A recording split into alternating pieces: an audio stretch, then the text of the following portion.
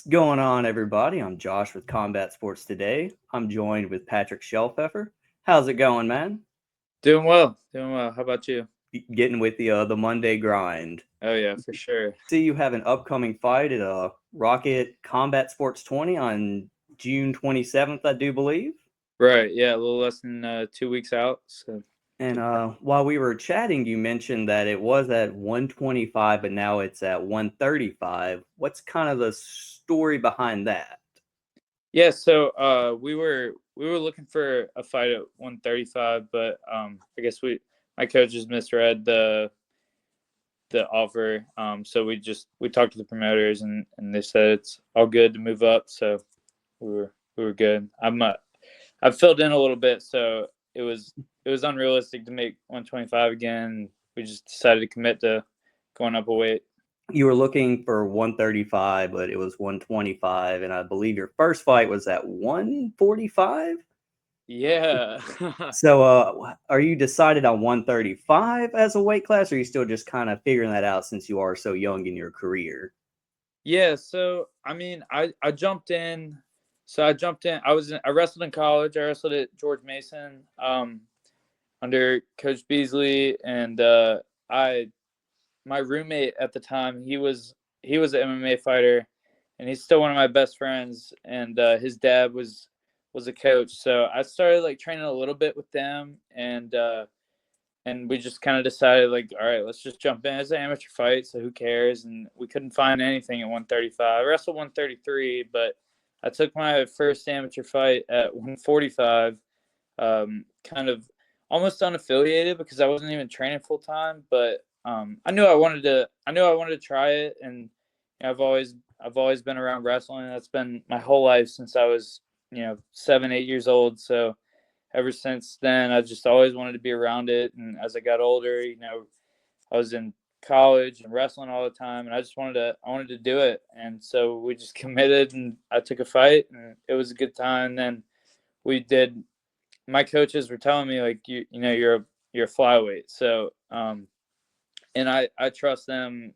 I train out of Kaizen MMA with Liam Pinero and Sensei Nima and Coach Gustavo, and they're all everything that they say. I'm all in, and I trust their judgment and their process. So I've the best coaches in the world from the time that I was a little kid to now in MMA and wrestling. So I just kind of bought in. And they helped me make the decision to move up a weight. So now we finally landed at 135.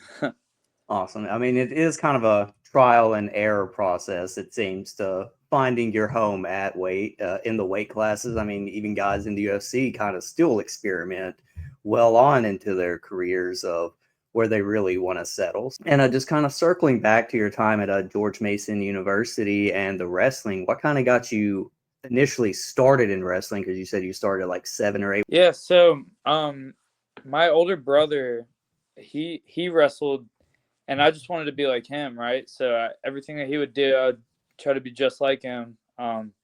And so he started wrestling, and I was like, wow, that's really cool. And so I just followed along, and I loved it. And every year since then, all year round, I wrestled my whole life, and I wanted to wrestle in college, and I didn't have all the opportunities that I would have liked to, but I just kind of worked my ass off until something came up, and Coach Beasley gave me an opportunity to wrestle at George Mason, and it was the best decision of my life. And I they made me into a grown up, right? So like beyond wrestling, they all my coaches in wrestling and MMA have played into a huge role into becoming a man. So that was a big appeal of it from the time that they recruited me. They acted like they wanted me. They would do anything for me to get me there. And I wasn't like a big name or anything. They didn't like no other coach in the country would have put in the amount of effort that they did. But for some reason, I'm sure they do it for everybody, but they're just genuine people and they care a lot about their athletes and beyond wrestling. So that was a big appeal for me and a big reason why I came to school up here. And then I found Kaizen MMA, and I made a lot of friends there. A lot of my best friends I train with every day. I see them every day. They all punch me in the face, and my coaches, I've a really close relationship with all of them, and so it's been just like it's just fallen into place like super naturally. So it's been great. You mentioned kind of a roommate kind of steered you into the MMA world. Is there anything prior to him, like you may have watched like a fight on TV that kind of piqued your interest at an earlier age? Yeah, I mean, I watched the UFC growing up. I mean, everybody knows Conor McGregor. Everybody knows guys like that. I watched a lot of the wrestlers, so like Colby Covington and Ben Askren when he was tearing up ONE FC, and then when he went into the UFC, I always followed the wrestlers because that was my world, right? So I was watching like Aaron Pico, for example. He's about to make his UFC debut. I was watching him wrestle when he was still in high school, and he was a huge name on the freestyle scene. So just seeing the kind of pipeline from going from wrestling to MMA and seeing how successful these people were, it wasn't really about like, it's never been about like, I don't care if I make a ton of money in it or anything like that. It's just like, I love it. And so why wouldn't I do it? Right. So, cause it gives me a reason to wake up every day. And so I was interested by it, but I didn't know that I wanted to do it until I was a little older, and I was like, wow, like I definitely have the personality for it, and I don't think that everybody does. I think that it's definitely a special type of person that has to, be able to go into that situation where you're getting locked into a cage with somebody that wants to hurt you, and you have to do the same to them. So it's definitely not for everybody, but I mean, I fit the personality. I'm crazy enough, but I enjoy it, and it's not about like hurting people to me. It's just a sport, and I love it. So why wouldn't I continue to do it? It really does take a special person. 'Cause like you said, even though it is a sport, the goal of the sport is to get the opponent out of there as quick as possible and take as less damage as you can. So, and we kind of see a lot of people transition from wrestling into MMA. I know you're early in your MMA career, but what is something that you've been able to carry on from all your experience into wrestling into the MMA world? Like, what's the biggest thing that you would say wrestlers have an edge going into MMA? I think, man, I would say just the grind of it, because I mean, so I grew up in North Carolina. I'm from Charlotte, and it's not a big wrestling state. There's not a lot of big name wrestlers or even fighters that come out of there. There's a couple now that are kind of surfacing, and I love to see it. I'm always going to support the people from my hometown and hope that they do well. But I just, I think the overall grind of wrestling and going through, 4 months of a season where I have to be locked in, eating right, keeping my, like watching what I eat, keeping my sleep in check, and just training hard. The work ethic that's involved with it, I honestly think is unmatched. So, and it's not just a in-season thing. We did it all year throughout my whole life. I was on a club team in high school and middle school, honestly, elementary school. I was always on, 2 different teams or just competing constantly. And we were always, traveling or wrestling somewhere. And it was just like what we did. And it, just the grind of it. And, you don't have to, my coach told me like one time that you don't have to, once you fully commit, you don't ever have to ask yourself any questions, because that, oh, I can't eat ice cream because I'm watching my weight, or I have to go to bed early. I can't go to a party because I'm locked in. I'm getting ready to go compete. So that was something that I was told my sophomore year of high school, and I like repeated to myself every day with everything that I have to decide. I just keep that in mind. Yeah, like you said, it definitely takes that the mental discipline to not go out and do the parring, especially in your younger years. No, we've all faced that temptation, and a lot of us have given in to that temptation. So kudos to you for not giving in to that. And you mentioned Kaizen MMA and the coaches there, and some of your friends and training partners that you see there. I think Sam Kilmer Fury FC champ, trains out of there. Of course, Maya Stewart, who hooked us up from my interview with her. Of And I'm course. probably going to butcher this name. I believe a Nurullo Aliyev UFC fighter is out of Kaizen MMA as well. Yep. So it sounds like you're in great hands. They definitely have a great track record. And I was kind of going through your Tapology, and I noticed your last fight was about a year ago. Mm-hmm. Is that something that you wanted to take the time off, or is that some of your coaches kind of figured would probably be the best thing to take some more of that time off? Yeah, so I fought Maya McKinney last year, and I don't know if you know anything about him. I have nothing but respect for him. He's a good dude, but he is a nightmare for a lot of people. And he's like, I got caught with a good punch, and he's done it to, I don't know, like 4 or 5 people since then, and I'm happy for him. But it's never fun to be on that side of it. But I didn't care. I didn't feel too bad about it. We talked about it. We were like, all right, well, let's just keep working. So I never thought about quitting. I never thought about, I wasn't even embarrassed about it. It happens, and I carry it with me. It's a growing opportunity. So we were looking for I was supposed to fight on Anthony Pettis' promotion in December to the same kid I was originally supposed to fight that day, and he pulled out on me for the second time. So that was annoying, but that was like 2 days out too, and it is what it is. You just kind of move on, and it's on to the next thing. So I was open to any opportunities, and I'm always ready to get in there. I'm not afraid of anybody. I'm listening to my coaches. I'm gonna trust everything that they say, and they're gonna do, everything that they can to put me in the best position. So it was a mutual thing. We were developing, but there wasn't any time that I took that I was out of the gym. I was always in the gym, always training, and that's just how I live my life, and I love it. And so it's not like something that I have to do. I don't have anybody telling me I have to be there. My parents aren't really like loving that I'm a MMA fighter, right? But it's just me, and I drive it, and I think that's why I'm so committed to it. So the time off, it wasn't time off. It was more of a developmental stage. So we were just, staying working and working on striking, grappling, everything, wrestling, cage wrestling, everything. Every day I'm in there twice a day and doing everything that I can, because in reality, it's only a limited amount of time that I'm going to be able to fight. And that's true for everybody. So if you're not all in, then what's the point of doing it at all?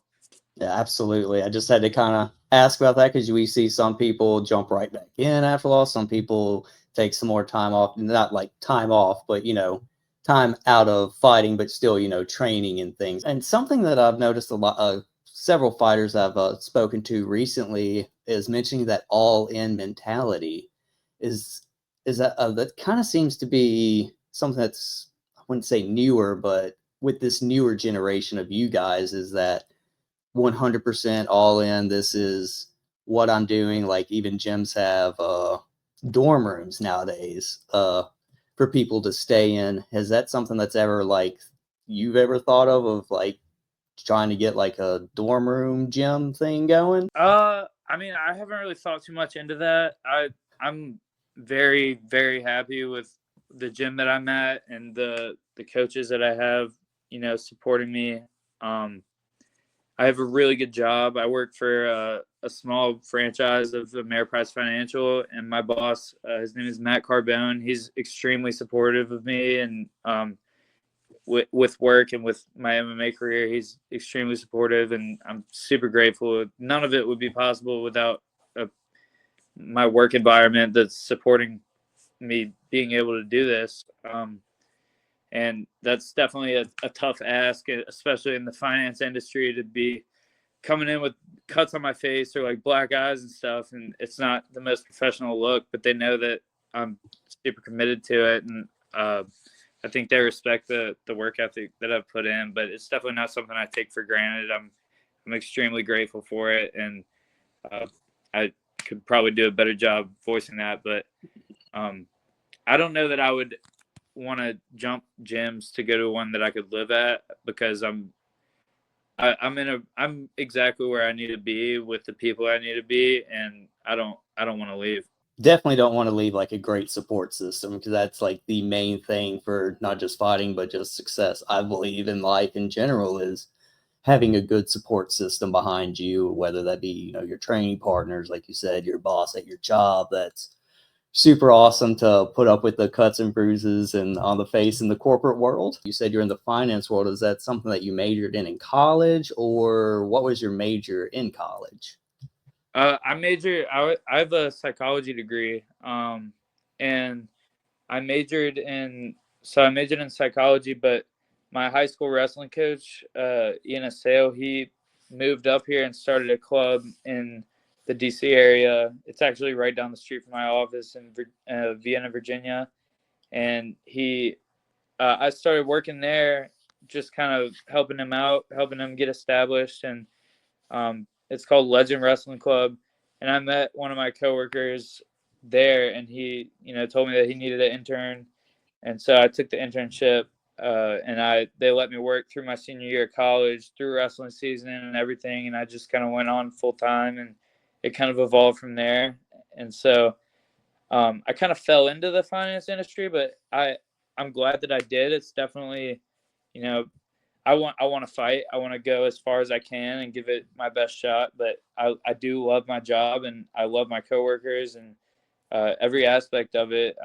I'm very satisfied with how my life has played out to this point, and you know, like I said, I can't take it for granted. I really am appreciative of all the people that have contributed to it. But I do want to fight, but it is a good industry, and I enjoy it, and I'm never bored. So That's good, not to find boredom in the day job thing, to kind of keep things moving, make the day go by fast. What is your go-to food or meal post weigh-in? Like, you're dehydrated, you're hungry from the weight cut. What is something that you just have to have, or you just crave? I try to eat pretty good the night before. I eat a lot, but I eat I try to do like I'll eat like a steak or something. I try to keep it relatively healthy, so I'll do a lot of carbs like rice and pasta or whatever. But I I get really excited to eat my first meal out of the cage, and I always have the same one. I always get a cookout because that's a big thing where I grew up in North Carolina. Everybody loves Cookout. If you don't, you're crazy. That or Bojangles, both of them. I have actual dreams about them. So, um, those are definitely two on my list. But I don't I don't focus. It's never been hard for it's not hard for me to focus on my diet. I don't get too bad of food cravings or anything because I'm just super focused. So it's not really an issue for me, but I am excited about smashing some cookout and potentially Bojangles. I'll probably go to both the same night. I've had Cookout. I've never had Bojangles, though. I've I, heard about it. I keep wanting to try it. So one day I'm going to try some Bojangles. I do appreciate the Cookout. We had some when I was living in Tennessee. They started putting some in there. I'm a huge foodie, so I always have to bring up the food. there you go. Yeah, of course. There, like, something that, like, a favorite hobby or something that you have to kind of just get away from the fight game and just the world, that you can just kind of like zone out? I've tried to read a little more. I was never growing up a big reader, but I've been trying to. I don't have I don't know that I have like a one set hobby, but I'm super goofy. Me and my friends we're just very goofy people, and it kind of takes the stress away from like I'm getting in a fist fight every day or like my job or anything like that. It just kind of it's a stress relief, so I'm able to kind of detach and unwind a little bit. So we always get into something, whether it's just like going out and playing pickleball or whatever. We always find something fun to do that's just lighthearted, and we always mess with each other. And watch every weekend. We watch UFC fights, and I always find some way to kind of get away from it because I think growing up, something that held me back was that I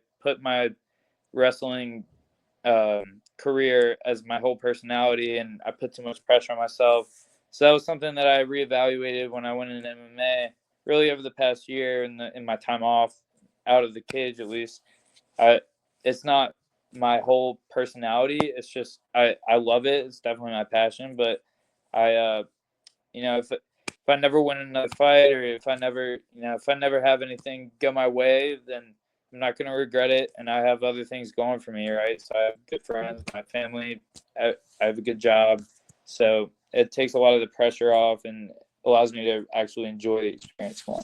Definitely excited to see the outcome of your fight on the 27th. The last thing I have for you is, do you have any loved ones, sponsors, teammates you want to give a special shout out to before we wrap things up? Yeah, definitely. Liam Pinero and his fiance Jess, they've been extremely supportive of me.